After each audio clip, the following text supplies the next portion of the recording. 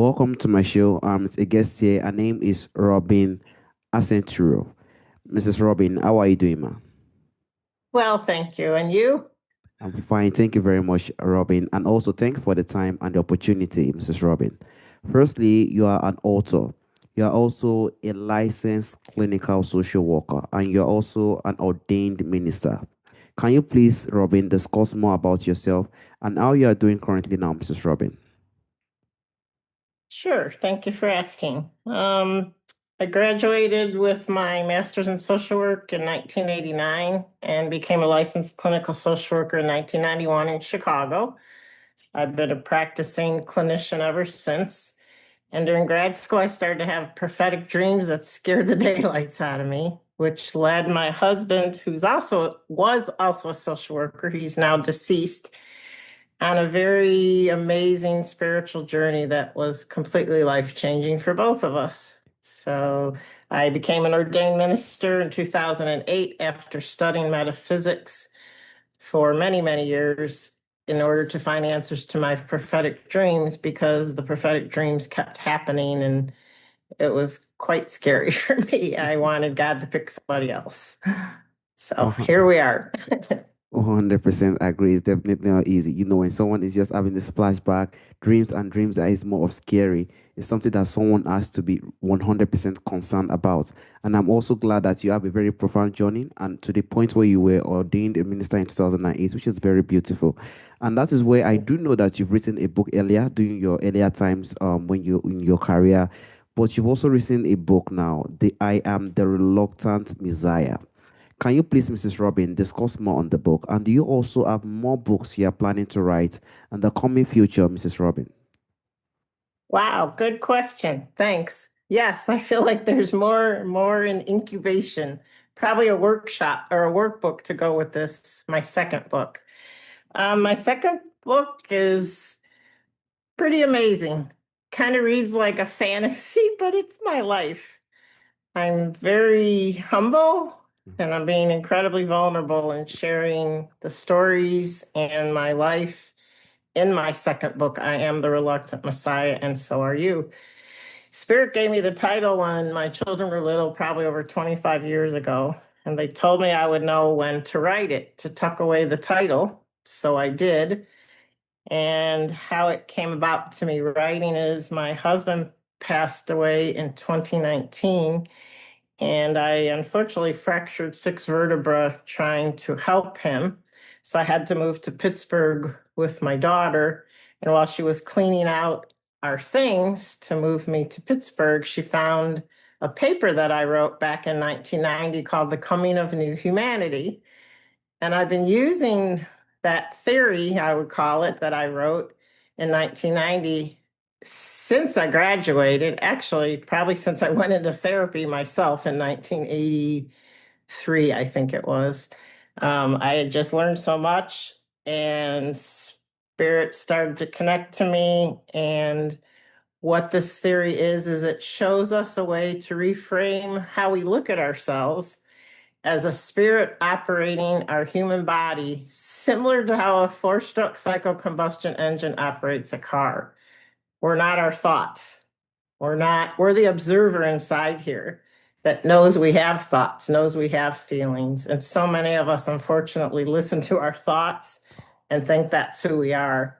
And that's really where many of us get hung up, and our thoughts, in my experience, kind of turns into a mental health issue for us. So I'm hoping to teach people how to undo the damage of their stinking thinking so they can reverse kind of the trauma built up in their heart so that they can be open to serve God. Basically, in a nutshell. True, true, 100% true. Because, our thought is going to be there. There's no day, there is no time. We will continue to have more thoughts. And I'm also glad that you had you had this energy right from the beginning that you are going to 100% write a book. And having that inspiration, but you do not just know the time. And the time actually came in and you brought it out, which is very, very beautiful on its own way. And I'm so glad because I also know from the bottom of the way I've related to you, one of the person who is really humble and who also wants to, give more and also do well to improve people's life in the more positive way. Because thought is very powerful. There are some thoughts that are not meant to be brought on, but sometimes we have that thought and how we are going to respond to it. That's what really matters. And that is why I also like to dive to a time that we are today.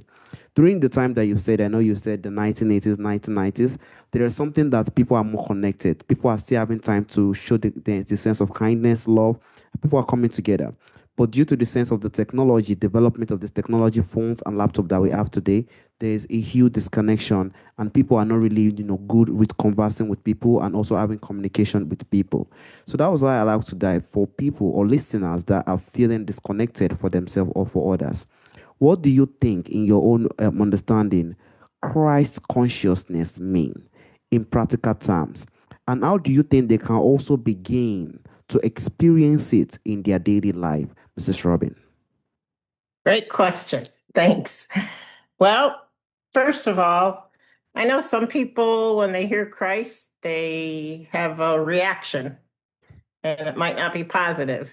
Uh, I think over the years, centuries, eons, religion unfortunately has changed some of quite a bit of the truths. Yeah. And Christ was the last master teacher to walk the earth. There were plenty before him. Zoroaster, I could name plenty. Confucius, Buddha, Jainism, Zoroaster. There's so many master teachers that have walked the earth. It's just that Jesus was the last one here. And he was an incredible medium. He was able to he was in human form, so he was us, right?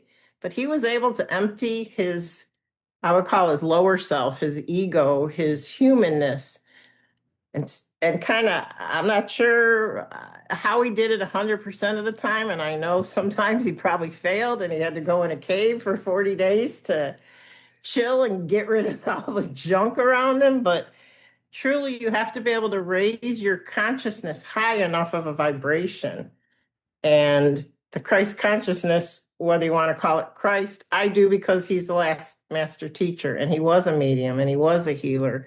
And he asks us to do as he did, not worship him, not follow him. Do it. Do it, and I'll do it with you. I will help you. Well, that's pretty much what I have spent my life doing. So, how we do that is, think about it: anger, anxiety, Mm. depression. Those are all low vibing feelings. They're not bad at all. They're needed. They're needed as a protection at the time we were hurt or whatever happened. But the truth is, we weren't allowed, whatever age, or we didn't feel safe enough to express those feelings. So what we do is we swallow them.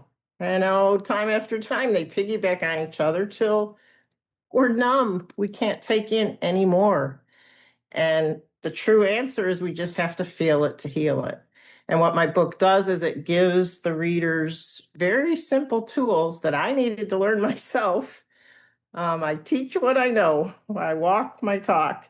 And really, it's about becoming unconditional love without judgment. And when you can do that and heal your own heart and come to kind of a self mastery over your thoughts, your mind. Our mind has language, our mind controls our output, Yeah. and that's where a lot of our trouble comes. So even if we can't output or express our truth to the person that, say, did something that we felt hurt about, it's important for us to express that anyway. Then Yes. write them a letter and burn it. Yes. Go beat on a pillow, go get a Nerf pad and beat the crap out of your couch. Do something to release that energy. Anger's an energy. It's real. It's passionate. It came there for a reason. Anger's our universal response that says, don't hurt me. It's normal. Anger's okay. Anger's a good thing, but how we handle it is where we mess it up. We store it up and store it up, and then we get so filled with rage you see what's happening in our world.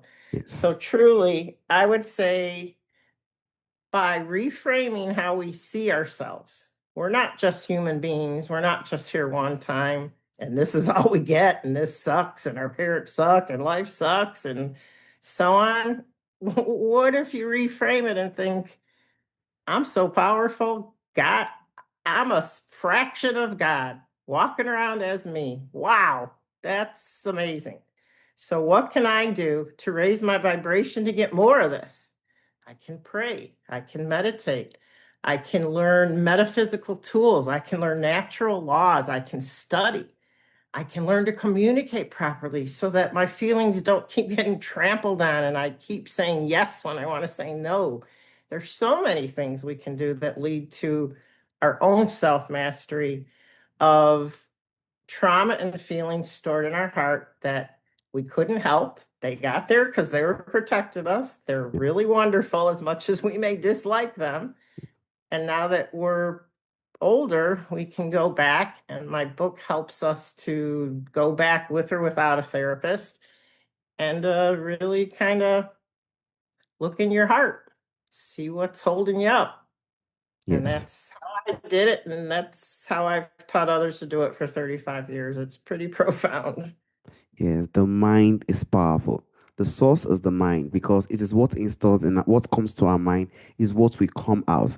And that is why the 101 thing that we have to, work on is that mind. And the only way we can work on it is to work on it spiritually, how we can look for something we can connect to. And I'm so glad that there are a lot of teachers because I know that I'm aware that there are a lot of teachers during those historic time, which we know that Jesus too was also one of them, who also but it's just that some of them just do what is 100% different. I think he just brought something different. He did it in a different way, which actually made it more profound. He's also a healer. And that is what we have to know that we humans, we have the physical part, but we also have something that is inside us that we have to know how to express. Because whether it's anger, whether it's love, whether it's attention, we have to know how to bring it out because the mind is something that could get to a point whereby we might be controlled by it. So we have to understand that. So I also appreciate you for that insight. And also, you also spoke about the five spiritual senses, Mrs. Robin. How do you think someone can also start to awaken this type of senses? And what do you think are the different might that they might notice in how they experience life, Mrs. Robin? Oh, you ask great questions. Thank you. That's awesome. Well, what blows my mind is no one taught us this. And when I first learned it and first experienced it and trying to get answers for my prophetic dreams, I was like, are you kidding me? I've been doing that my whole life, but I didn't know that's what it was. So, for example, we have five physical senses, right? Sight, sound, taste, touch, smell. Same thing for spiritual senses. And we use them all day long from the time we're born till we die. But once we know that that's what we're using, wow, we can claim it, we can work with spirit, and our senses change our life and our world. And basically, so clairvoyance is seeing with our spiritual eyes. You Some people like that movie, I See Dead People. Some people see spirit outside themselves. Most of us see it inside when we're in meditation or we're starting to fall asleep. We might see colors swirling, we might see energy, we might see geometric patterns. We might see a face, a shadow come in. We might see our loved one in spirit kind of come on top of us as we're falling asleep, like, what? That's clairvoyance, clear seeing when our mind is relaxed and we're in a receptive state. We're not angry. We're not holding on to feelings. We're not stuck in our mind. We're more in our heart. Yeah. Okay. Clairaudience, we're all clairaudient. You're driving the car. All of a sudden, the thought comes to you. It's your thought. You didn't think it. Don't turn left. You're like, wait a minute, who said that? Most of us say it's our gut. No, really, we heard the thought, right? In our head through our own voice. Spirit talks to us like that a lot. Those are the real thoughts. Those are pure. Those are warnings. Those are information and loving. It's our thoughts that say you're a piece of crap. Why'd you do that? It's your fault. That's our thoughts. We don't want to listen to those. Those are our stinking thinking, Yeah. which is literally a term coined by Albert Ellis from rational emotive behavior therapy, that are thoughts we think that don't serve our highest good. Well, for most people, that's most of their thoughts, and they listen to them all day long, thinking that's them. The next one, clairsentience, is what we call our intuition. Clairsentience is from our solar plexus, from below, like our breastbone, to our belly button. And that's our emotional center. And spirit, people will say, oh, my gut said this. Oh, I didn't listen to my gut. I want to kick myself. Well, that's when spirit presses so close to you, literally, they impress upon you, kind of whoo, right through your stomach, your solar plexus chakra, to receive the information. It is your intuition, but it's more than that. It's spirit talking to your intuition, impressing the knowledge to you, and you're receiving it. And then there's a couple other ones. Clear, they used to call it clear olfactory, now they call it clear aliens, I think. And that's smelling. Oh my gosh, first time it happened to me, I was like, what? Walked into a room, I smelled a cigar. It was a non-smoking room. There was no cigar. I asked my husband, do you smell it? He's like, no. I'm like, oh my God, it's so strong. It was my dad. Every Sunday, my dad smoked a cigar. For Mm. my husband, it's the smell of coffee. When he would walk in a room, he used to make coffee for his dad when he was like 10. So his dad. So the last one is clear gustance, which is tasting something that's not in your mouth. Honestly, I had never experienced that, but I'll laugh because when I was writing my book, after I wrote that section, I was like, all right, Spirit, I don't know that one. The next day, they let me experience it and put a taste in my mouth, and I had no food in my mouth. Mm. So it's really important. We think we're just human. We're 95% of life is in the unseen world. We got to raise our vibe to connect to it. That's really what it is. And when we do, we have those senses, and the more we can name them and claim them, they grow. And it's amazing. So that's part of the input in the four-stroke cycle engine that communicates to our spirit. The first one is the input cycle. So we're a spirit observing out of our eyes. We're the spirit that has the thoughts in the mind, but we're not the thoughts in the mind. We know that's a part of us to tell us what's happening, because our spirit's just spirit. It doesn't have eyes. It's alive, it's universal, it's eternal. Exactly. So it needs these things to input what's happening out there so we can protect ourselves, open up. It's our gauge, kind of a barometer.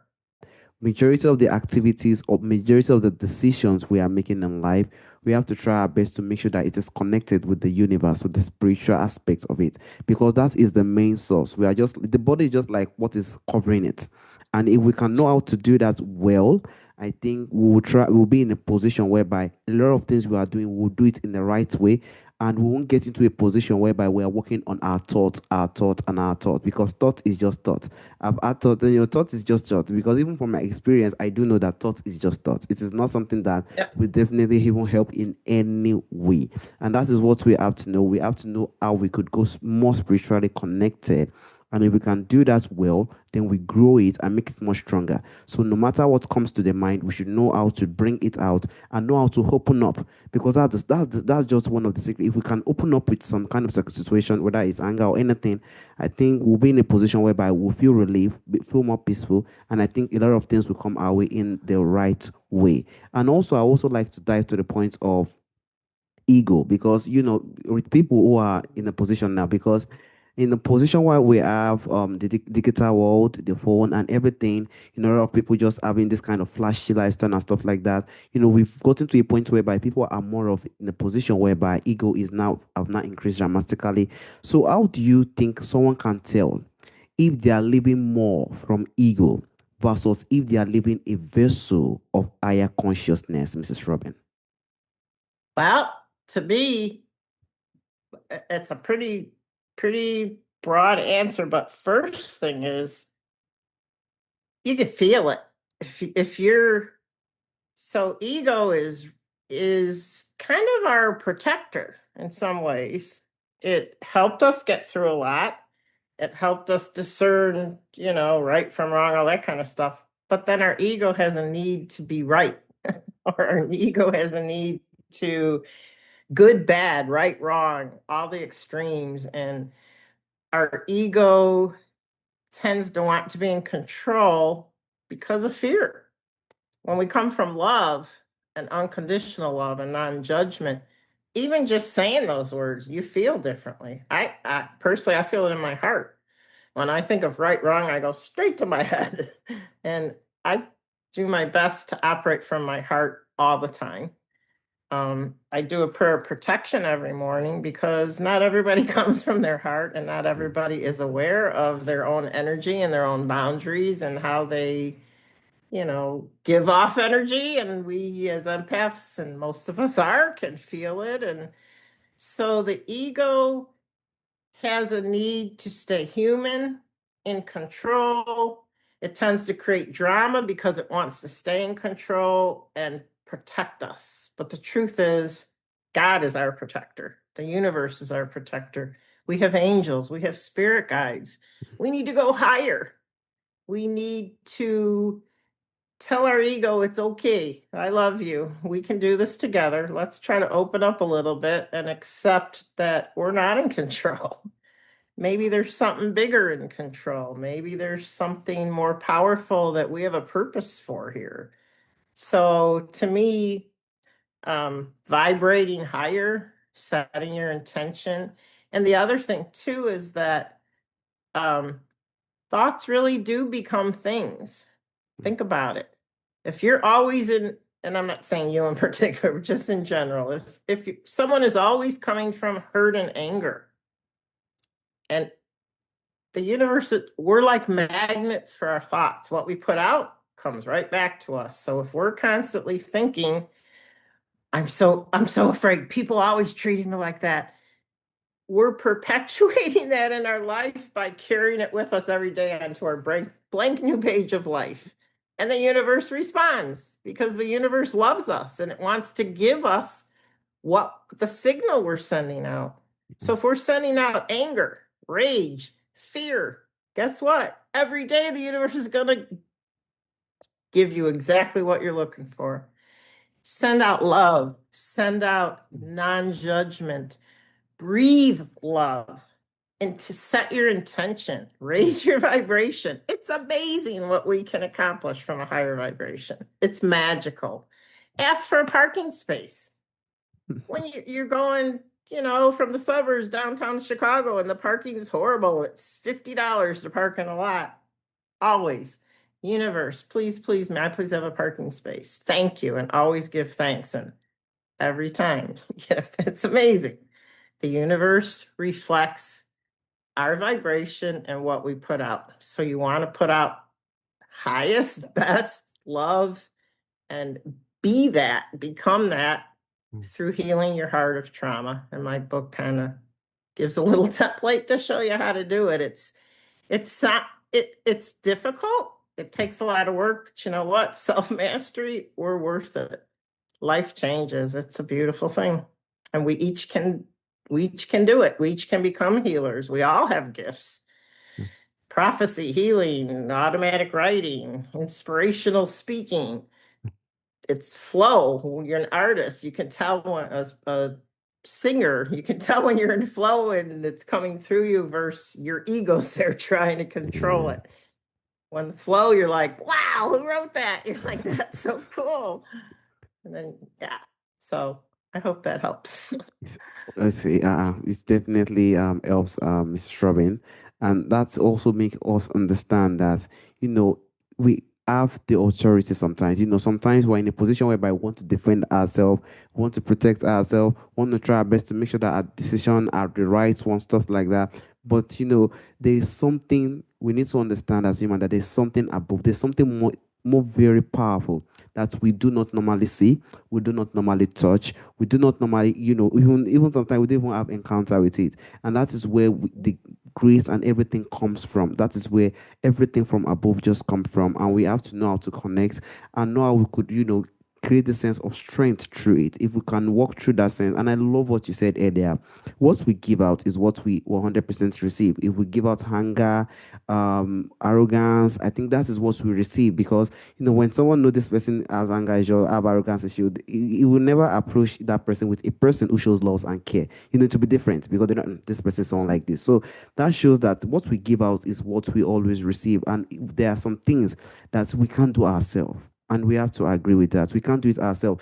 And we have to know something that we can work on, that is spiritually what we connect to, how we can work with the universe, and most especially we need to know how to appreciate it, because it is not easy to. They also want us to be happy. We are on this life for some time, we will live one day, and they want us to also live a life whereby we are joyful and we are also calm, no matter the position we find ourselves. So I really, really glad that you brought this up, and it is a very, very profound and beautiful insight. I would like to go back to your book, Mrs. Robin. I am the resolution Messiah. If there is one thing, or if the listeners can just take one thing from your book, what do you think it will be, Mrs. Robin? We all are here to uncover the real us. Yeah. And the real us is a spirit operating in this body who came here for a purpose. And our purpose is in there. And by uncovering the layers of hurt and loss and anger and all the trauma in our hearts, and allowing that to be free, then there's the law of a vacuum. Nature doesn't like a vacuum. So then we can ask Spirit and God to fill our heart with unconditional love and not judgment. And my book shows us how to uncover our soul here and now. And it's pretty profound and yet simple, because we're already doing it. Yes. We just are stuck in our thoughts and our stinking thinking, and we believe that that's who we are, and that's baloney. We're not our stinking thinking. We're so much more. Our heart holds the key, and our feelings. It's huge. And I hope my book helps everybody to kind of take that inward journey to self mastery so that we can change this whole Mhm. world, because it starts with our hearts. I completely agree. It starts with our hearts, and that is why we have to know this. We have to be in our true self. We have to stay true to ourselves, and we have to just be ourselves, no matter what we are doing on earth. Just let us be ourselves, and if we are ourselves, I think all these things will be very easy for us to get, because it's when we are ourselves and we do not manipulate things everywhere. That is where we see these things coming in, and that is the issue in our world today. People want you to just manipulate, and it is not the case. When I love what you said, because we are like something that comes from above. Because with the development is what I've learned from everything, and realized that I think something from above just came, and what is just it just wants to do something. It wants to just like pass a message or just do something on it that he or she has been sent to do. And if we are trying our best to just do everything, manipulate, it will not be easy and will not get to the point. And that is why we could get to a position whereby we fall sick. Sometimes we even leave the world early. Things like that happens. And that is what we also need to understand as humans. So we could try our best to be ourselves and see how things grow and be happy. Because this life is very short. We need to be happy and show love and care to one another. There is a question I normally ask during the end of the show, Mrs. Robin, from our forefathers, Uh-oh. from our Okay. ancestors. There are a lot of things that do exist during our forefathers' time, during our ancestral time, that is missing in our time today. If there is anyone or anything you would like to bring back to our time today, Mrs. Robin, what do you think that thing will be, Robin? Connection through great communication and opening our hearts to unconditional love. We're so disconnected. People have their phones in their face. Little kids have their phones. Put the dang phones down.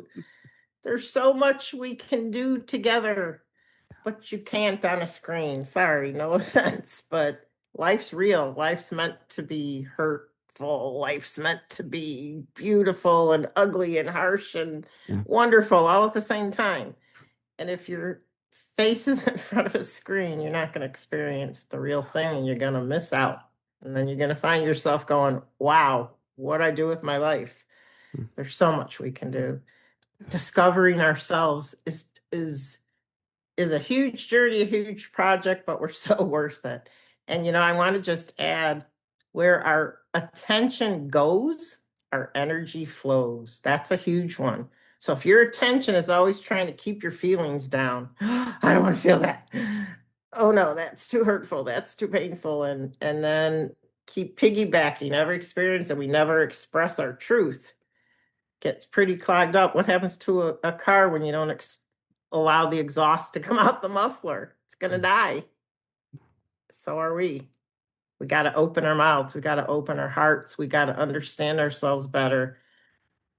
And it's possible. I had a suicidal gentleman on the psych unit where I was teaching these tools first out of grad school. And when I taught this concept, he was so blown away. He had tried to commit suicide. He had a gash in his wrist. He shared that that night at 3 in the morning, his stinking thinking, he thought it was him, was telling him, "You're a piece of go yourself." And he listened, but he lived. And now, through what I shared with him, he was able to shift his perspective and reframe. That's not me. I'm not those thoughts. I don't have to listen. I'm more than that. I'm this beautiful being inside. I have a lot of power and I can do this. And I don't know that he was ever hospitalized again.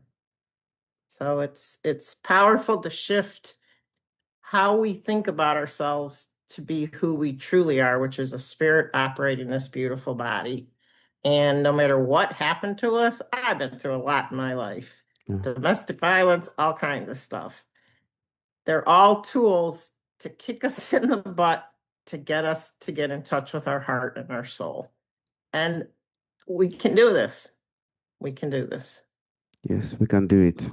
We can 100% do it. It starts from us, and as you said, it starts from our heart, and we could Right? continue to do it. I think it's going to make the world a better place. Connection is something that we do need. We do know that technology has a lot of beauty in it, but we should not let it to take over how humanity is. We humans have a lot to do together. We have a lot to explore and even learn from each other, and we shouldn't use what we have to just make that thing or overestimate it regarding that. We have to try our best to build some sense of unity, community, and love and care within each other, so that the world and also what we've built, because this thing is what we humans built, will last. Because if we do not do it that way, it might have issues when the time come. These things are just growing this time, and we don't know what will happen in the next 20, 30, 40. We don't know artificial intelligence is now on board, so we do not know what will happen, and we have to try our best to make sure that community, we humans, we must respect and know the value of what we have and who we are as genuine, one-on-one conversation. I think if we can do that with what we have, I think things will be better. But we should not forget how we humanity are. It's very, very important. Community and showing kindness and love with one another is one of the things that will help us grow. I also want to thank you for the time and the opportunity you've given to me, and also to speak on this very, very important topic. It's mean a lot, and I also, from the bottom of my heart, want to thank you. Thank you so much, Mrs. Robyn. Thank you so much, too. I appreciate you taking the time to get to know me. Thank you. Thank you. God bless you. God bless you too, Mrs. Robyn. Have a wonderful day, Mrs. Robyn. Bye bye. You too. Thank you. Bye bye.